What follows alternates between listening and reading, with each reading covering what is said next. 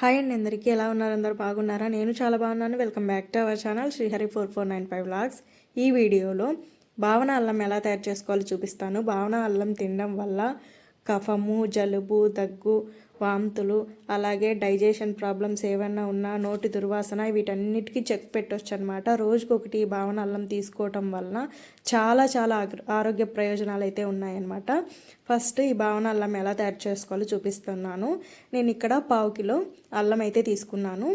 అల్లంని ఇట్లా పీలర్తో కాకుండా నైఫ్తో కానీ స్పూన్తో కానీ ఇలా పీల్ చేసేయాలి. మొత్తం పీల్ చేసేసిన తర్వాత వాటర్లో ఒక 2 సార్లు కడిగేసి నీట్గా కడిగేసిన తర్వాత ఒక పొడి క్లాత్ తీసుకొని క్లాత్తో బాగా తుడిచేసి ఒక గంట లేదా 2 గంటలు నీడలోనే ఆరబెట్టాలి. ఎండకు ఆరబెట్టాల్సిన అవసరం లేదు.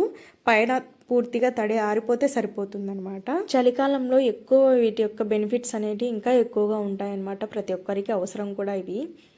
తర్వాత మనము ఎక్కడికన్నా బయటికి వెళ్ళినప్పుడు బయట ఫుడ్ కొంతమందికి పడదు, అయినా తినాల్సి వస్తుంది.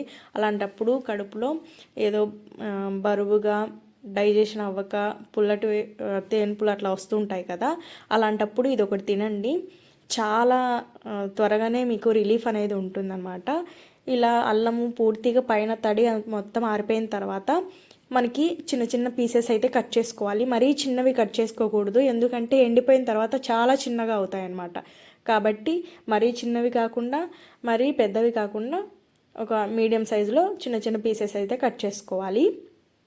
నేను ఇక్కడ 1/2 కిలో అల్లంకి ఒక 8 నిమ్మకాయలు అయితే తీసుకున్నాను. అవి కూడా పెద్ద సైజు అనమాట. చిన్న సైజు నిమ్మకాయలు అయితే 12 నుంచి 13 నిమ్మకాయల వరకు పడతాయి. నిమ్మరసము మొత్తం ఇలా అల్లం ముక్కలు మునిగేంత వరకు తీసుకోవాలి. ఇందులో 2.5 స్పూన్స్ సైంధవ లవణము, రాక్ సాల్ట్, ఈ 2 ఒకటేనమాట. సైంధవ లవణం వేసేసిన తర్వాత నేను ఇక్కడ 2 స్పూన్లు జీలకర్ర వేశాను. జీలకర్ర అనేది ఆప్షనల్, మన ఇష్టం, వేసుకోవచ్చు లేదా వేసుకోకపోవచ్చు. జీలకర్రని కూడా నమిలి తింటుంటే చాలా బాగుంటుందన్నమాట. డైజెషన్ బాగా అవుతుంది.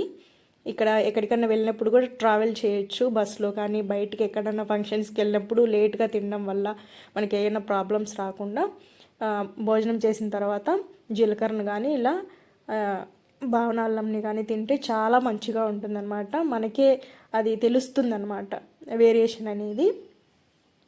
ఇలా 12 గంటల పాటు వీటిని ఈ నిమ్మరసంలో ఊరనివ్వాలన్నమాట, మూత పెట్టుకొని. ఇలా ఊరిచ్చిన తర్వాత నేను నైట్ అయితే చేశానన్నమాట. ఓవర్ నైట్ ఇలా వదిలేశాను. తర్వాత వీటిని సపరేట్ చేయాలి. అల్లం ముక్కల్ని నిమ్మరసాన్ని సపరేట్ చేసేసి ఇలా ఒక ప్లేట్లో కానీ లేదా బటర్ పేపర్ పైన కానీ ఆరబెట్టేసేయాలన్నమాట. క్లాత్ పైన మాత్రం ఆరబెట్టకండి, ఎందుకంటే క్లాత్ అనేది నిమ్మరసము ఉప్పుని పీల్చేస్తుంది, కొంచెం చప్పబడిపోతాయి అన్నమాట అల్లం ముక్కలు. అందుకోసమని బటర్ పేపర్ పైన కానీ ఒక ప్లేట్లో కానీ ఎండబెట్టేసుకోవాలి.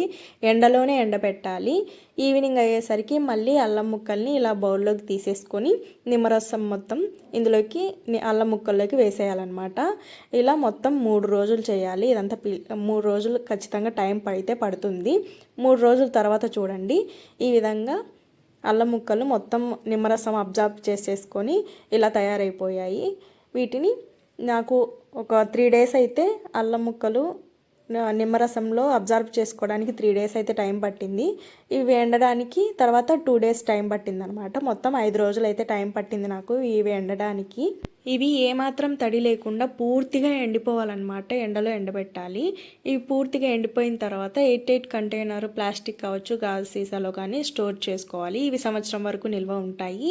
వీటికి భావన అల్లం అని ఎందుకు పేరు వచ్చిందంటే, వీటిని నిమ్మరసంలో అలాగే ఉప్పు ఇవన్నీ కలిపి మనము నానబెడతాం కదా, ఈ నిమ్మరసము ఉప్పు అంతా కూడా అల్లం అబ్జార్బ్ చేసుకుంటుంది. భావన అంటే అబ్జార్బ్ చేసుకోవడం అన్నమాట.